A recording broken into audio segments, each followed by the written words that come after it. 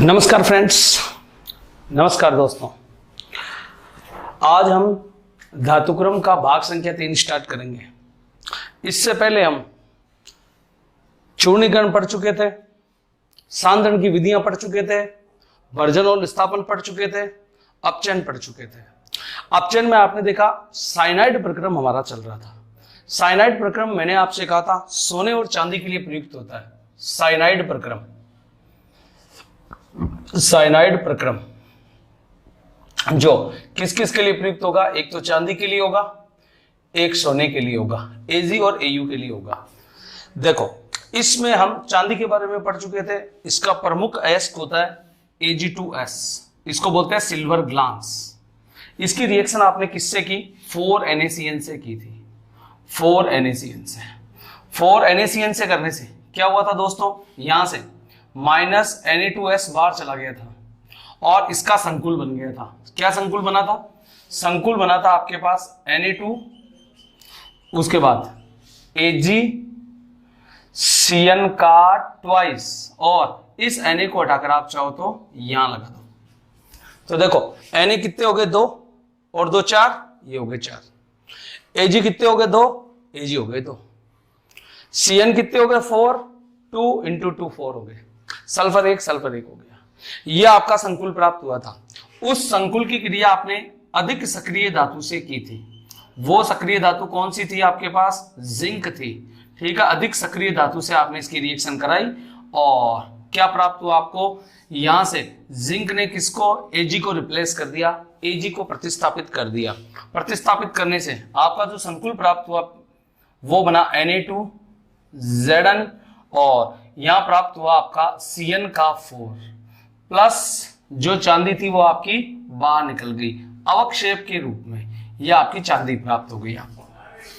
एक तो यह प्रोसेस सीधा सीधा है जो मैं आपको बता चुका था। अब जनरली होता क्या है कि जो आपका सल्फर होता है वो सल्फाइड की फॉर्म में कम जाना पसंद करता है। तो इसी रिएक्शन को हम ऐसे कर सकते हैं, बात वही है, चाहे ऐसे कर दो, चाहे इसको H2O से रिएक्शन करा के कर दो, या ऑक्सीजन की उपस्थिति में रिएक्शन को करा दो। तो देखना, यहां आपने इसी रिएक्शन को जब दोबारा किया तो यहां से प्राप्त हुआ, देखो Ag2S प्लस यहां हो गया आपका 4NaCN प्लस ये हुआ आपका O2 की प्रेजेंस में, 2O2 की प्रेजेंस में। तो देखो 2O2 की प्रेजेंस में जब रिएक्शन होगी सेम सब कुछ वही होने वाला है, लेकिन यहां से जो आपकी सल्फर है वो SO4 के रूप में बाहर चली जाएगी। तो देखो संकुल वही प्राप्त होगा, सेम संकुल 2Na HgCN का ट्वाइस प्लस यहां प्राप्त हो गया आपका Na2SO4। देख लीजिए बैलेंस अभिक्रिया। सोडियम कितना दोस्तों? 4, 2 ये पड़ा, 2 ये पड़ा, 4। नेक्स्ट सल्फर कितना आपका? 1, सल्फर 1 ही है, लेकिन O4 प्राप्त हो गया। O4 सल्फर से रिएक्शन करके सल्फेट बना लेगा और Na2SO4 बाहर चला गया। नेक्स्ट जब ये प्राप्त हुआ आपका संकुल तो वापस इसकी रिएक्शन जिंक से हुई और ये रिएक्शन दोबारा हो गई। नेक्स्ट अगली बात करते हैं। ये तो तब था जब ये किसके रूप में था? सल्फाइड अयस्क या कोई अयस्क रूप में था। लेकिन मैंने आपसे कहा था सोना और चांदी फ्री स्टेट में पाया जाता है, नेटिव फॉर्म में पाया जाता है, स्वतंत्र अवस्था में पाया जाता है। तो अगर मैं इसका अयस्क नहीं लूं और स्वतंत्र अभिक्रिया आपको दे दे कि जो मुक्त अवस्था में Ag पाया जाता है उसको शुद्धिकृत करो, तो फिर इसकी आयनिक अभिक्रिया यूज में होती है। वो कैसे होगी? देखो 4Ag ले लो प्लस आयनिक अभिक्रिया में जो NaCN है, साइनाइड प्रक्रम तो नाम है, लेना ही लेना है, 8Cn आ जाएगा आपके पास प्लस यहां आ जाएगा पानी की उपस्थिति 2H2O प्लस O2। इससे जब अभिक्रिया होगी तो इससे संकुल बनेगा। देखो कैसा संकुल बनेगा? Ag का संकुल बनेगा। Ag डी ब्लॉक का है, मैंने आपसे पहले कहा था संकुल में डी ब्लॉक आता है। तो ये डी ब्लॉक का संकुल केंद्रीय धातु बन जाएगी और साइनाइड उसका क्या बन जाएगा? आयन। तो इसका संकुल बनेगा दोस्तों ऐसा, Ag ये हो गया Cn का ट्वाइस, आगे गुणा हो जाएगा किससे? 4 से। इस पे पूरे पर चार्ज लग गया माइनस, क्योंकि इस पे चार्ज कैसा है? माइनस का चार्ज है। नेक्स्ट तो 4Ag Cn 4 दूनी 8, 8। अब इसका क्या हुआ? तो देखो ये जो आपका परिवर्तित होने वाला है 2, ये वाला कंपाउंड क्या होगा? या ये माइनस हटा के इसको क्या कर दो आप? प्लस 4 और ये ऑक्सीजन भी 4, तो 4OH माइनस आपका कहां चला जाएगा, बाहर चला जाएगा। इस पर आप देख सकते हो Ag पर चार्ज कितना आ रहा है, Ag पर चार्ज कितना आ जाएगा आपके पास, 2 आ जाएगा यहां से। ठीक है, तो नेक्स्ट ये आपका प्राप्त हो गया संकुल। इस संकुल की रिएक्शन किससे होगी वापस, Ag, ये हो गया आपका Cn का ट्वाइस। इसकी रिएक्शन आपने किससे करा दी, जिंक धातु से करा दी। तो जिंक धातु से करने पर क्या होगा आपका, यहां 4 लगा दो चाहो तो आप यहां 4 लगा दीजिए, ये आपका 2 जिंक ले लेगा इसकी जगह, और ये बाहर निकल जाएगा ZnCn का 4, आगे वही 2 से इंटू हो जाएगा, प्लस बाहर क्या चला जाएगा यहां पर 4Ag, और जो 4Ag प्राप्त होगा वो अवक्षेप के रूप में प्राप्त होगा। देखो रिएक्शन बैलेंस है, 4Ag, जिंक Cn कितने हो गए, 4 दूनी 8, यहां भी 4 दूनी 8, 2 जिंक 2 जिंक, सेम रिएक्शन है, बट ये इसकी आयनिक अभिक्रिया है। आयनिक अभिक्रिया इसलिए समझाइए आपको क्योंकि जो सोने का होने वाला प्राप्त आपको, ठीक है, वो कैसे होगा, स्वतंत्र अवस्था में ही प्राप्त होगा। यहां पर एक सवाल और बनता है, सीमेंटाइजेशन किसे कहते हैं, यहां पर एक सवाल बनता है, सीमेंटाइजेशन, सीमेंटाइजेशन, सीमेंटाइजेशन किसे कहते हैं। तो देखो दोस्तों, जो आपका Ag प्राप्त हुआ किस रूप में प्राप्त हुआ, अवक्षेप के रूप में। किस रूप में प्राप्त हुआ, अवक्षेप के रूप में। अगर मैं सोने की अभिक्रिया कराऊं तो वो भी अवक्षेप के रूप में ही प्राप्त होगा। तो आप क्या कहोगे, साइनाइड प्रक्रम में संकुल प्राप्त होता है, और आपको बता दूं संकुल हमेशा जलीय वातावरण में उपस्थित होता है, इसीलिए इसको जलीय धातुक्रम भी कहते हैं। तो इसका एक नाम और हो गया साइनाइड प्रक्रम का, जलीय धातुक्रम, जलीय धातुक्रम, इसका एक नाम और हो चुका है, और वो क्या आपका जलीय धातुक्रम। तो जलीय धातुक्रम की उपस्थिति में मतलब यूं कह सकते हो साइनाइड प्रक्रम जल में बनता है, क्योंकि संकुल हमेशा जल में बनता है, इसलिए इसको जलीय धातुक्रम भी कहते हैं। और जब सोने और चांदी का जलीय धातुक्रम होगा तो शुद्ध धातु अवक्षेप के रूप में प्राप्त होगी, और शुद्ध धातु का अवक्षेप के रूप में प्राप्त होने का प्रक्रम क्या कहलाता है, सीमेंटाइजेशन कहलाता है। नेक्स्ट, ये तो बात हो गई चांदी की, चलो सोने की रिएक्शन भी देख लें। तो सोने की रिएक्शन यहां कुछ नहीं करना आपको, Ag की जगह Au कर दो, तो बोलो 4Ag, तो 4Ag की जगह क्या लगाओगे मित्रों, 4Au लगा दो, ये लो आपने लगा दिया 4Au, प्लस 8 क्या लगा दिया आपने, Cn माइनस लगा दिया, प्लस 2 पानी ले लिए, प्लस ऑक्सीजन ले ली। चलो करा दो रिएक्शन, रिएक्शन करा दी तो सेम चीज प्राप्त होगी, AuCN का ट्वाइस, ये प्राप्त हो गया आपका संकुल। अब बैलेंस करना है तो 4 लगा दो, तो 4 ये हो गए, 4 दूनी 8 ये हो गए, प्लस ये माइनस का साइन इस पे आ जाएगा, तो ये हो जाएंगे आपके 4OH माइनस। ठीक है, ये संकुल प्राप्त हुआ। प्राप्त संकुल की अभिक्रिया किससे करा दो, AuCN का ट्वाइस, आगे लग गया 4 प्लस 2 जिंक से करा दो, तो संकुल क्या प्राप्त होगा मित्रों, ZnCN का 4, बैलेंस कराने के लिए 2 प्लस ये प्राप्त हो गया आपका 4Au, और किस रूप में, अवक्षेप के रूप में। और इसी को हम क्या कहते हैं, सीमेंटाइजेशन, सीमेंटीकरण कहते हैं। दोबारा से सुन लीजिए बात को, साइनाइड प्रक्रम पढ़ रहे थे हम। साइनाइड प्रक्रम किसके लिए प्रयुक्त होता है, सोने और चांदी के लिए प्रयुक्त होता है। सोना और चांदी जनरली मुक्त अवस्था में पाए जाते हैं, पर चांदी का प्रमुख एस्क होता है सिल्वर ग्लास, जिसका सूत्र है Ag2S। इसकी रिएक्शन 4NaCN से करा के संकुल प्राप्त कर लिया। प्राप्त संकुल की क्रिया अधिक सक्रिय धातु से करा ली, तो अधिक सक्रिय धातु ने इसको विस्थापित कर दिया, और इसी कारण ये अपचयन है, अपचयन का एक प्रकार है, विस्थापन या अपचयन हो जाता है। अपचयन से आपका Ag प्राप्त हो गया। ऐसे ही आप NaCN अगर डायरेक्ट रिएक्शन ना करें तो ऑक्सीजन की प्रेजेंस में करा दो तो भी वही रिएक्शन होगी, बस यहां पर एक छोटा सा स्टेप है, इसमें से Na2S बाहर निकलेगा, इसमें Na2SO4 बाहर निकलेगा। फिर जो प्राप्त हुआ संकुल है, इसकी रिएक्शन वापस संकुल तो वही आ गया, जिंक से कराकर धातु प्राप्त कर ली। ऐसे ही अगर स्वतंत्र अवस्था में हो तो आप क्या कर सकते हो, आयनिक अभिक्रिया पानी और ऑक्सीजन की उपस्थिति में करा दो, संकुल प्राप्त होगा, संकुल की जिंक से रिएक्शन करा दो। सोना तो क्या होता है आपका, पाया ही किसमें जाता है, स्वतंत्र अवस्था में पाया जाता है, तो उसकी केवल आप क्या करा सकते हैं, डायरेक्ट आयनिक समीकरण ही ले सकते हैं। नेक्स्ट, लेकिन यहां पर जो संकुल प्राप्त हुआ मित्रों, वो संकुल हमेशा जल में प्राप्त होगा, और इसी कारण इसको हम क्या कहते हैं, जलीय धातुक्रम। हाइड्रोमेटलर्जी याद रखें, इंग्लिश में भी याद रखें, क्योंकि जलीय धातुक्रम भी पूछ सकता है और डायरेक्ट लिख सकता है हिंदी में देकर। हाइड्रो धातुक्रम किसे कहते हैं, तो आप क्या कहोगे, हाइड्रो धातुक्रम साइनाइड प्रक्रम में प्राप्त संकुल जलीय वातावरण में प्राप्त होता है, जलीय अवस्था में प्राप्त होता है, इसी कारण इसको जलीय धातुक्रम भी कहा जाता है। और तीसरी बात, इसमें से सोने और चांदी में से जो धातु आपको प्राप्त होगी वो अवक्षेप के रूप में प्राप्त होगी, और इसी कारण अवक्षेप के रूप में प्राप्त होने के कारण ही इस प्रक्रिया को आप क्या कहते हैं, सीमेंटाइजेशन कहते हैं। ये हमारा अपचयन पूरा, ठीक है, सीमेंटाइजेशन आ गया आपको समझ में, उसी के साथ अपचयन खत्म। अब बात करते हैं शुद्धिकरण की, जो इसका अगला स्टेप है। तो देखिए, पांचवा और अंतिम अवस्था शुद्धिकरण। याद होगा प्रक्रम सबको सबसे पहले था चूर्णीकरण, उसके बाद था सांद्रण, उसके बाद था भर्जन और निस्तापन, उसके बाद था अपचयन, जो विभिन्न 4-5 प्रकार का पढ़ा है।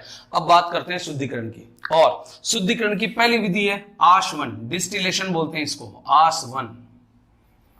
दूसरी होती है आपके पास लिक्वेशन, इसको बोलते हैं द्रवीकरण, द्रवीकरण। नेक्स्ट तीसरी होती है आपके पास दंड विडोलन, दंड विडोलन, पुलिंग बोलते हैं इंग्लिश में इसको, पुलिंग, ठीक है। इन तीन की चर्चा अपन पहले कर लेते हैं। तो देखो, सबसे पहले आशवन क्या है। आशवन उन धातुओं का किया जाता है जिनका क्वथनांक कम होता है। जिनका क्वथनांक क्या होगा मित्रों, जिनका क्वथनांक कम होता है, उन धातुओं के शुद्धिकरण की विधि कौन सी होती है, आशवन। धातु को वाष्पित कराया जाता है और फिर ठंडा कराया जाता है, क्योंकि क्वथनांक कम है, जल्दी से वाष्पित होगी और अशुद्धियां बाहर चली जाएगी। और जब ठंडा किया जाता है तो शुद्ध रूप में वो शुद्ध धातु जो है वो ठंडी होकर आपको प्राप्त हो जाएगी। कौन कौन सी धातुओं का किया जाता है, तो आपने कह दिया जिनका क्वथनांक कम है। ऐसी धातुएं कौन कौन सी है, जैसे जिंक हुआ, जड़न, जैसे आपका मरकरी हुआ, पारा, जिंक हो गया, पारा हो गया, कैडमियम हो गया। इन धातुओं का शुद्धिकरण किससे किया जाता है, आशवन विधि से किया जाता है। नेक्स्ट अगला द्रवीकरण। इसमें क्या किया जाता है मित्रों, इसमें आप सोच सकते हो कि जिनका गलनांक कम है, जिन धातुओं का गलनांक क्या होता है, कम होता है, जिनका मेल्टिंग पॉइंट गलनांक कम है, उन धातुओं का किससे किया जाता है, द्रवीकरण किया जाता है। जैसे इसमें आप कह सकते हो लेड ले लो, ठीक है, इसमें ले लो आप पीबी आ गया आपके पास, लेड, बिस्मथ ले लो, ठीक है। इस प्रकार की धातु इसमें आ सकती है, ठीक है, पीबी आ गई, बिस्मथ आ गई, इस प्रकार की धातुओं को हम करते हैं। होता क्या इसमें, देखो, इसमें एक नत तल वाली भट्टी होती है, डलवे लोहे की बनी, या आप यूं कह दो एक नत तल वाली भट्टी होती है ऐसी, यूं। और इस नत तल में क्या होगा, आपके पास बहुत सारे छोटे छोटे पोरस होंगे, छेद होंगे, यहां धातु होती है, और यहां होता है कार्बन मोनोऑक्साइड का अक्रिय वातावरण, यहां होता है अक्रिय वातावरण, अक्रिय वातावरण। गर्म होती है भट्टी, अशुद्ध धातु को इस पर फिसलाते हैं, अशुद्ध धातु, अशुद्ध धातु को तिसल पट्टी है एक तरह से, और तिसल पट्टी पर तिसलेगी धातु, ठीक है। तो यहाँ पर अशुद्ध धातु जैसे इस पर फिसलती है, इन गड्ढों में रुक जाती है। गड्ढों से बाहर कौन आएगा, जो पहले गलित हो जाएगा, जिसका गलनांक कम है, तो वो धातु का गलनांक कम इधर आ जाएगा, फिर निकलेगा, ऐसे करते करते यहाँ पर क्या प्राप्त होगी, आपकी शुद्ध धातु प्राप्त हो जाएगी, यहां पर प्राप्त होगी शुद्ध धातु। और इस विधि को आप क्या बोलते हो, द्रवीकरण बोलते हो, ठीक है। तो किन किन धातुओं का, पीबी, बिस्मथ का, लेड का भी कर सकते हो हम, बिस्मथ हो गया, लेड हो गया, पीबी हो गया, इन धातुओं का इससे किया जाता है। नेक्स्ट दंड विडोलन। दंड विडोलन तो एक विशेष विधि आपको बता दूं कॉपर के लिए, कॉपर के धातुक्रम में इसको पढ़ेंगे। होता क्या है, अशुद्ध धातु को आप ले लेते हैं, अशुद्ध धातु को लेकर, ठीक है, उसको आप द्रवित करते हैं या उसका जलीय विलयन लेते हैं, और उसमें ताजा लकड़ी का टुकड़ा, हरा डंठल डाल देते हैं, और उसको क्या करते हैं, डिप करते हैं, हिला देते हैं, रोटेट करते हैं, हिला देते हैं। हिलाने से क्या होगी, शुद्ध धातु आपको प्राप्त हो जाएगी। मैं कॉपर के धातुक्रम में इसको, पुलिंग को या दंड विडोलन को विस्तार से पढ़ाऊंगा, ठीक है। अभी इतना ही ध्यान रख लो, ये कॉपर के लिए प्रयुक्त की जाती है, और कॉपर के लिए प्रयुक्त की जाती है। तो कॉपर का जलीय विलयन लेकर अशुद्ध धातु जलीय विलयन लेकर हरे लकड़ी के टुकड़े को उसमें डालते हैं। हरे लकड़ी के टुकड़े से इसका ऑक्सीकरण हो जाता है और जो आपके पास जनरली इसमें जो अशुद्धि होती है सल्फर की, SO2 के रूप में बाहर चली जाती है। और जो तांबा प्राप्त होता है वो कैसा होता है? फफोलेदार तांबा, जो लगभग 97 से 98% तक शुद्ध होता है। और इसको आप क्या बोलते हो? दंड विडोलन कहते हो। तो ये हो गया आपका आशवन, ये हो गया आपका द्रवीकरण, ये हो गया आपका दंड विडोलन। अब बात करते हैं क्या चौथा जो है आपका वो है वैद्युत अपघटनी शोधन। वैद्युत अपघटनी शोधन, वैद्युत अपघटनी शोधन। पिछले लेक्चर में हमने आपको कहा था, हमने स्टडी किया था विद्युत अपघटनी अपचयन। मैंने कहा था शोधन में इस बात को पूरी तरह से पढ़ाएंगे। आज देख लीजिए, यह भी कॉपर का है, हमारे कोर्स में कॉपर के लिए दे रखा है। तो आप देखो कॉपर के लिए क्या क्या होगा। तो जब भी विद्युत अपघटनी शोधन होगा, ठीक है, 2-3 चीजें आपको काम में लेनी है। एक तो ध्यान रखना हमेशा एनोड होगा जहां पर अशुद्धि इकट्ठी होगी। एक हमेशा ध्यान रखना आप कैथोड होगा।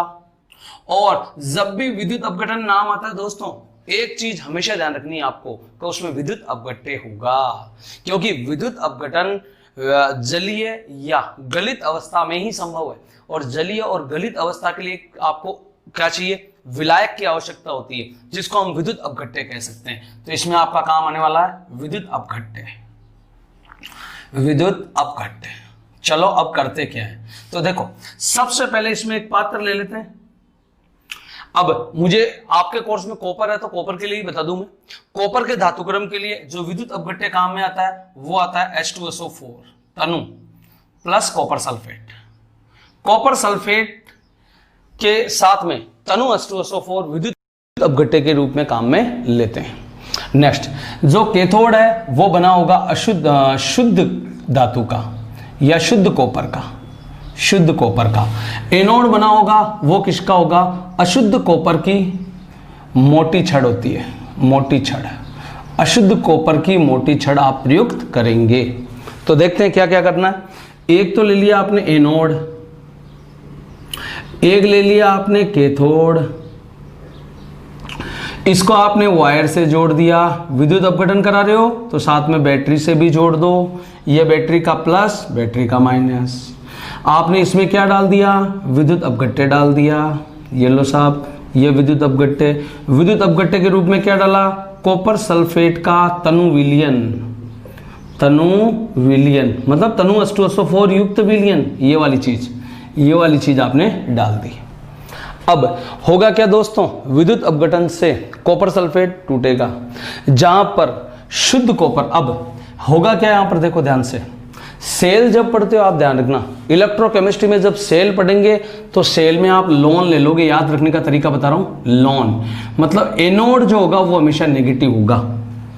ध्यान रखना, सेलों में एनोड हमेशा नेगेटिव होता है, तो विद्युत अपघटन में उल्टा होता है, मतलब एनोड कैसा होगा? पॉजिटिव। तो ये जो आपके प्लस से छड़ जुड़ी हुई है ये क्या हो गई मित्रों? एनोड हो गई। और जो माइनस से जुड़ी हुई है वो क्या हो गया? कैथोड हो गया। तो शुद्ध धातु तो कहाँ इकट्ठी हो जाएगी? शुद्ध धातु तो कैथोड पर इकट्ठी हो जाएगी। और अशुद्धियां कहाँ जमा होगी? एनोड के जस्ट नीचे यहाँ बोल के रूप में एकत्रित होगी। यहाँ पर बोल के रूप में एकत्रित होगी। और इसी को बोलते हैं एनोड पंख।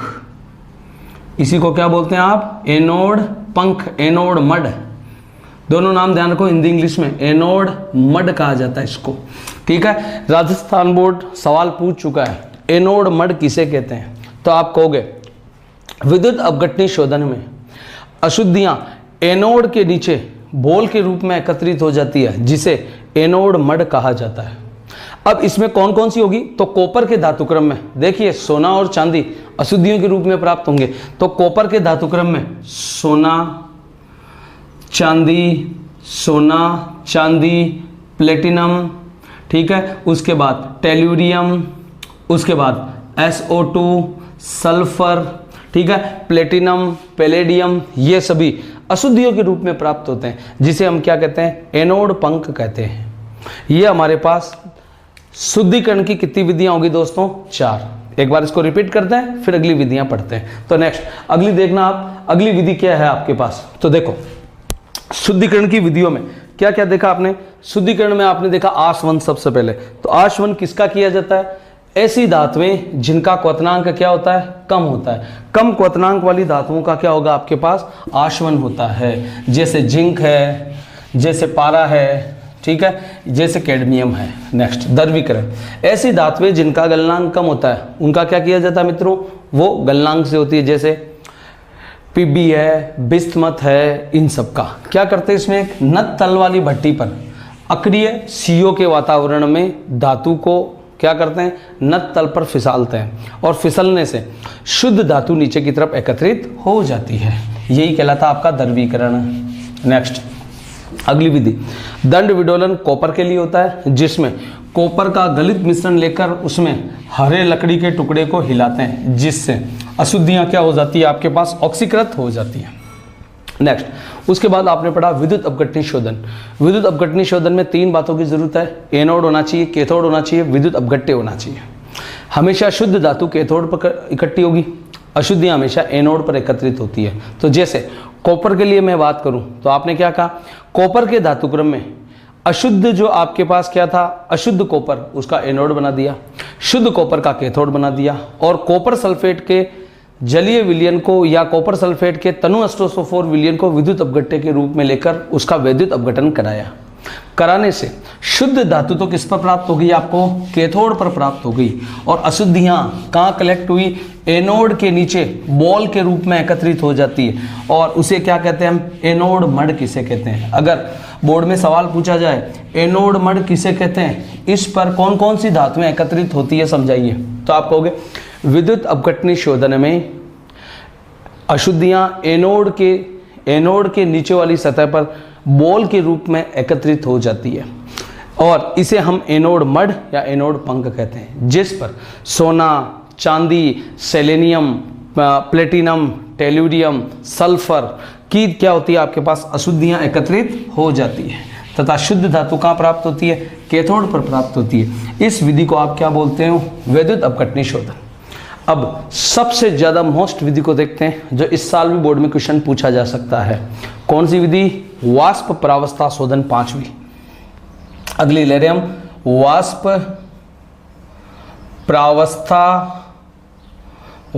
परावस्था शोधन। वाष्प परावस्था शोधन, वेपर फेज मेथड। देखो वेरी वेरी मोस्ट है, वेरी वेरी मोस्ट, कई बार बोर्ड का क्वेश्चन रह चुका है।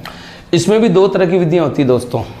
वाष्प परावस्था शोधन भी 2 प्रकार का, पहला होगा आपका मांड प्रक्रम और दूसरा होगा वान अर्कल प्रोसेस। नेक्स्ट, तो पहला हो गया आपका मांड विधि, पहला क्या हो गया, मांड विधि, और दूसरा हो गया आपके पास वान अर्कल विधि, वान अर्केल या वान अर्केल विधि। इसी को बोल सकते हैं पूरा नाम वान अर्कल डी बोर प्रक्रम। ठीक है, तो सबसे पहले मांड प्रक्रम, कई बार बोर्ड का क्वेश्चन रह चुका। अब इसमें होता क्या है पहले वो देखो। तो इस परावस्था, ये जो परावस्था शोधन है, इसका सिद्धांत क्या है दोस्तों, इसका सिद्धांत क्या है, तो इसमें से क्या करना आपको, अशुद्ध धातु को ले लेना है। पहले सिद्धांत क्या है, सबसे पहले आपने अशुद्ध धातु को लिया, अशुद्ध धातु को लिया, अशुद्ध धातु को किसी एक यौगिक के साथ या किसी एक मध्यवर्ती के साथ क्रिया कराकर, कोई एक मध्यवर्ती ले लिया आपने, मध्यवर्ती, ठीक है, लेकर उसका आपने संकुल प्राप्त किया कम ताप पर। किस पर, कम ताप पर, कम ताप पर संकुल प्राप्त किया। अब इस संकुल को उच्च ताप पर गर्म किया। उच्च ताप पर गर्म करने से क्या होगा, संकुल टूटेगा। संकुल जैसे ही टूटेगा तो उसमें से वाष्प बनेगी, और अशुद्धियों की वाष्प पहले बनेगी। तो यहां पर उच्च ताप पर संकुल टूट जाएगा, जिससे अशुद्धियां क्या होगी, विसर्जित हो जाएगी, अशुद्धि बाहर चली जाएगी, अशुद्धि बाहर चली जाएगी। और यही विधि आपके पास क्या कहलाती है, वाष्प परावस्था शोधन कहलाती है। तो सिद्धांत पूछा जाए वाष्प परावस्था का सिद्धांत क्या है, तो आप कहोगे किसी धातु को लिगेंड के साथ या मध्यवर्ती के साथ उसका संकुल बनाया जाता है, कम ताप पर संकुल बनाया जाता है, उसी संकुल को उच्च ताप पर वाष्पित करते हैं, जिससे अशुद्धियां वाष्पित होकर बाहर चली जाती है और शुद्ध धातु प्राप्त होती है। उपयुक्त विधि वाष्प परावस्था शोधन कहलाती है। ये तो इसका सिद्धांत था। अब बात करते हैं कमांड प्रक्रम और वान अर्कल में क्या होगा। तो देखो दोस्तों, मांड प्रक्रम में निकिल धातु प्रयुक्त की जाती है। तो निकिल को आपने अशुद्ध निकिल ले ली, अशुद्ध निकिल, जिसका संकुल आपने प्राप्त किया CO के साथ, कार्बन मोनोऑक्साइड के साथ, ठीक है। यहाँ पर CO यहाँ पर ले लिया आपने, तो इसका एक संकुल बनेगा आपका NiCO4, यह आपका संकुल प्राप्त हो गया संकुल। इस संकुल को उच्च ताप पर आपने गर्म किया तो क्या बनी आपकी निकिल प्लस 4CO प्राप्त हो गया। यह धातु हो गई आपकी शुद्ध, ठीक है। होता क्या है, यहां पर ताप होता है 330 से 350 केल्विन, यहां होता है 450 से 470 केल्विन। तो देखो कम ताप पर अशुद्ध निकिल को CO के साथ मिलाकर संकुल प्राप्त किया। उप सहसंयोजक यौगिक में पाठ संख्या 9, वहां आप इसको प्रॉपर्ली अध्ययन करेंगे। हो सकता है क्लासेस जारी रही तो वही चैप्टर अगला ले लेंगे कि संकुल प्राप्त करने की शर्त क्या होती है। हमेशा लिगेंड जो होता है अपना लोन पेयर किसको देता है दोस्तों, केंद्रीय धातु को देता है। यह अपना लोन पेयर केंद्रीय धातु को देगा। अशुद्धियां कहां होती है, डी ब्लॉक की खास बात क्या है, डी ब्लॉक की खास बात यह है कि उसमें रिक्त डी कक्षक होते हैं और उस रिक्त डी कक्षक में अशुद्धियां सिमटी हुई होती है। तो जैसे ही यह आपका संकुल है, यह आपका लिगेंड है, यह लिगेंड केंद्रीय धातु को अपना लोन पेयर देगा। तो लोन पेयर देने से क्या होगा, यह लोन पेयर का इलेक्ट्रॉन कहां चला गया, डी कक्षक में चला गया। जगह थी, खाली जगह थी, उसने इलेक्ट्रॉन ले लिया और लेकर संकुल बना लिया कम ताप पर। जैसे ही ताप बढ़ाया हुआ क्या, यह संकुल गर्म हुआ। संकुल के गर्म होने से इलेक्ट्रॉन उत्तेजित होंगे तो अशुद्धियां भी तो क्या होगी, गर्म होगी। और अशुद्धियां गर्म होकर क्या होगी आपके पास, ये जो आपके पास क्या थे, ये लिगेंड के इलेक्ट्रॉन्स थे।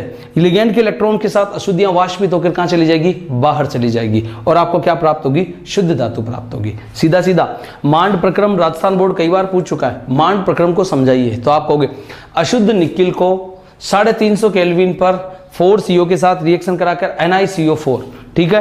तो नाम इसका नामकरण में पढ़ेंगे, लेकिन यहां नाम बता देता हूं, टेट्रा कार्बोनिल निकिल 0, ऑक्सीजन अवस्था 0 है। टेट्रा कार्बोनिल निकिल प्राप्त होता है, जिसको 450 केल्विन पर गर्म करने पर अशुद्धियां किसके रूप में, वाष्पित होकर बाहर चली जाती है। तभी तो नाम है वाष्प परावस्था शोधन, वाष्पित होकर बाहर चली जाती है और आपको शुद्ध धातु प्राप्त होती है।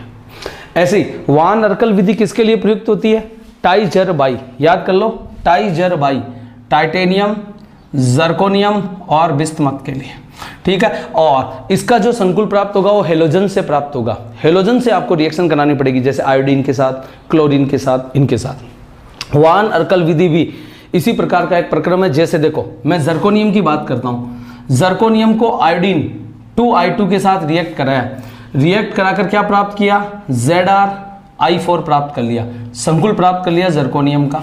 जब उच्च ताप पर गर्म किया तो Zr प्लस वापस क्या प्राप्त होगी आपको, 2I2। बस फर्क रहा, यहां जो जर्कोनियम था वो कैसा था मित्रों, शुद्ध था, और यहां पर जो जर्कोनियम था वो कैसा था, अशुद्ध था। ताप यहाँ हमेशा कम, यहाँ ज़्यादा, यहाँ रहेगा लगभग 870 केल्विन के लगभग, और यहाँ रहेगा आपके पास 1800 से 1900 केल्विन तक उच्च ताप पर। कम ताप पर संकुल प्राप्त होता है, उच्च ताप पर संकुल को जब गर्म करते हैं तो जो इलेक्ट्रॉन डी ब्लॉक में प्रवेशित हुए थे वो वाष्पित होकर बाहर जाते हैं, तो अशुद्धियों को भी कहाँ ले जाते हैं, बाहर ले जाते हैं। और यही प्रक्रम क्या कहलाता है आपके पास, मांड प्रक्रम कहलाता है। ऐसे ही टाइटेनियम की बात कर लो आप, टाइटेनियम की बात करते हैं हम, तो वो जैसे क्लोरीन के साथ ले लो या आयोडीन के साथ ले लो, 2Cl2 के साथ ले लिया तो बन गया TiCl4। जैसे उच्च ताप पर गर्म किया वापस T प्लस 2Cl2 प्राप्त हो गया। यहाँ लगभग 500 से 600 केल्विन, और यहाँ हो जाएगा आपके पास 1700 से 1800 केल्विन तक। यह आपके पास है वाष्प परावस्था शोधन, जो इसकी कौन सी विधि थी, अगली विधि थी। तो बताइए वाष्प परावस्था शोधन का सिद्धांत क्या है, अशुद्ध धातु को हम गर्म करते हैं, और जैसे ही आप अशुद्ध धातु को क्या करते हैं, यहाँ से अशुद्ध धातु को मध्यवर्ती के साथ या लिगेंड के साथ गर्म करते हैं तो संकुल प्राप्त होता है। उच्च ताप पर उसको गर्म करने से अशुद्धि बाहर चली जाती है और आपको शुद्ध धातु प्राप्त होती है। यही क्या कहलाती है आपके पास, वाष्प परावस्था शोधन कहलाती है। अगली विधि लेते हैं हम, नेक्स्ट छठी विधि, मंडल परिष्करण या क्षेत्रीय परिष्करण या जॉन प्रक्रम, वो भी मोस्ट है। देखो राजस्थान बोर्ड 2019, 2020 या 2021 में जो सवाल बनने वाले हैं वो यहीं से बनने वाले हैं। कहाँ से, या तो पूछ सकता आपको मांड विधि, या पूछ सकता वान अर्कल, या नेक्स्ट अगली आ रही है आपके पास छठी विधि मंडल परिष्करण, मंडल परिष्करण, इसी का नाम है जॉन प्रक्रम, जॉन प्रक्रम, ठीक है। और इसी का नाम है क्षेत्रीय परिष्करण, शुद्ध हिंदी में क्षेत्रीय परिष्करण, क्षेत्रीय परिष्करण, ये इस विधि का नाम है। मंडल परिष्करण, जॉन प्रक्रम या क्षेत्रीय परिष्करण, वेरी वेरी मोस्ट, सबसे शुद्धतम धातु प्राप्त करने की विधि। पहली बात तो यही सवाल इसका, ठीक है। तो क्या होगा, शुद्धतम धातु प्राप्त करने की विधि है ये, शुद्धतम धातु प्राप्त करने की विधि क्या कहलाती है आपके पास, मंडल परिष्करण कहलाती है या जॉन प्रक्रम कहलाती है।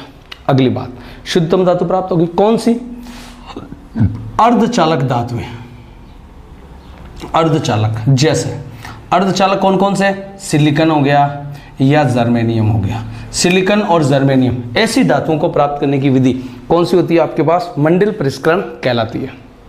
एक बात और इसमें, इस विधि का सिद्धांत क्या है दोस्तों, यहां से पूछ सकता है इस विधि का सिद्धांत क्या है। तो सिद्धांत सुनना भाई ध्यान से। सिद्धांत है, पहले धातु को अपन गर्म कर लेते हैं, अशुद्ध धातु को, क्योंकि शुद्ध करना हमें, अशुद्ध धातु को गर्म करके और उसको पिघली अवस्था में ठंडा करते हैं। पिघली अवस्था में आप कूल करते हैं, पिघली अवस्था में उसको क्या करते हैं आप, ठंडा करते हैं। जैसे ही पिघली अवस्था में आप ठंडा करोगे तो जो धातु है, शुद्ध धातु, वो पहले क्रिस्टलीकृत होगी। शुद्ध धातु क्या हो जाएगी, क्रिस्टलीकृत, क्रिस्टलीकृत मतलब क्रिस्टल के रूप में कलेक्ट हो जाएगी। और जो अशुद्धियां हैं वो गलित क्षेत्र में एकत्रित होगी, गलित क्षेत्र में एकत्रित हो जाएगी। ये इस विधि का सिद्धांत है। पूछा जाए जॉन प्रक्रम, क्षेत्रीय परिष्करण या मंडल परिष्करण का सिद्धांत लिखिए, तो आप कहोगे धातु को पिघली अवस्था में ठंडा करने पर, धातु को पिघली अवस्था में ठंडा करने पर शुद्ध धातु पहले क्रिस्टलीकृत होती है तथा अशुद्धियां गलित क्षेत्र में एकत्रित हो जाती है। यही इस प्रक्रम का सिद्धांत है। इससे सबसे शुद्धतम धातु प्राप्त होती है। यह अर्धचालक पदार्थ जैसे सिलिकॉन व जर्मेनियम के शुद्धिकरण हेतु प्रयुक्त होती है। करते क्या है इस विधि में, तो देखो एक वर्ताकार तापक होगा आपके पास, ऐसा ऐसा, यह आपका वर्ताकार तापक हो गया, वर्ताकार तापक, वर्ताकार तापक या तापक तंतु बोल दो। अशुद्ध धातु की छड़ आपको ले लेनी है, ये अशुद्ध धातु की छड़ होगी भाई, अशुद्ध धातु की छड़, अशुद्ध धातु की छड़। और इस अशुद्ध धातु की छड़ को वर्ताकार तापक, जहां आपको हीट होगी, यहां से गर्म होगा ये, ठीक है, इनसाइड से, यहां पर इसको डाल देना है। डालने से क्या होगा, धातु, ये तापक तंतु इसको क्या करेगा, ताप देगा। ताप देने से इसमें जैसे ये ठंडी होगी फिर, ठीक है, तो होने पर इसमें तीन अलग अलग क्षेत्र बन जाएंगे। एक क्षेत्र में यहां पर सपोज कर लेते हैं कि एक क्षेत्र ये बन गया जहां शुद्ध धातु प्राप्त होगी, तो ये बन गया क्रिस्टलीय क्षेत्र, ये बन गया आपका क्रिस्टलीय क्षेत्र, क्रिस्टलीय क्षेत्र, जहां पर क्या मिलेगी आपको, शुद्ध धातु प्राप्त होगी, शुद्ध धातु। नेक्स्ट, ये इसकी परिसीमा होगी, बाउंड्री, और यहां पर क्या होगा, गलित रूप में अशुद्धियां एकत्रित होगी, तो ये हो गया आपका गलित क्षेत्र, गलित क्षेत्र, जहां पर क्या इकट्ठियां होने वाली है, अशुद्धियां एकत्रित होने वाली, अशुद्धि।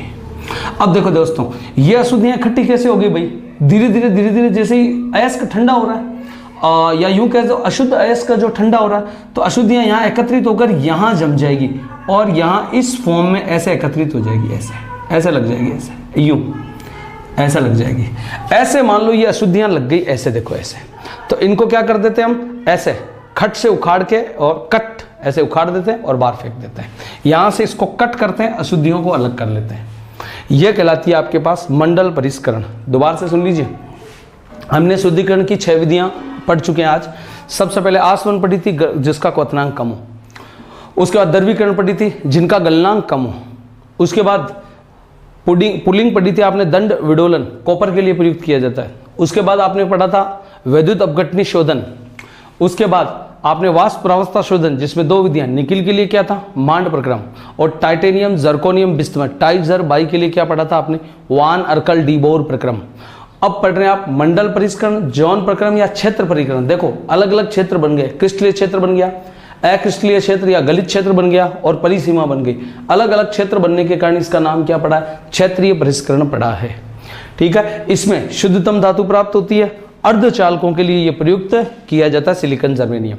सिद्धांत क्या है, पिघली अवस्था में शुद्ध करते हैं जिससे शुद्ध धातु पहले क्रिस्टलीकृत हो जाती है, यही इसका सिद्धांत है, और अशुद्धियां गलित क्षेत्र में रह जाती हैं। होता क्या है, एक वर्ताकार तापक या भट्टी होती है जिसमें अशुद्ध धातु की छड़ को अंदर दे दिया जाता है, अंदर डाल दिया जाता है, गर्म किया जाता है, फिर अचानक ठंडा किया जाता है। ठंडा करने से अशुद्धियां तो गलित क्षेत्र में एकत्रित हो जाती है और शुद्ध पदार्थ क्रिस्टलीकृत हो जाते हैं, यही मंडल परिष्करण है। बची हुई शुद्धिकरण की विधियां और विशेष धातुक्रम अगली क्लास में स्टार्ट करेंगे। तब तक के लिए स्वस्थ रहें, सुरक्षित रहें, घर रहें, अच्छे से पढ़ें। नमस्कार।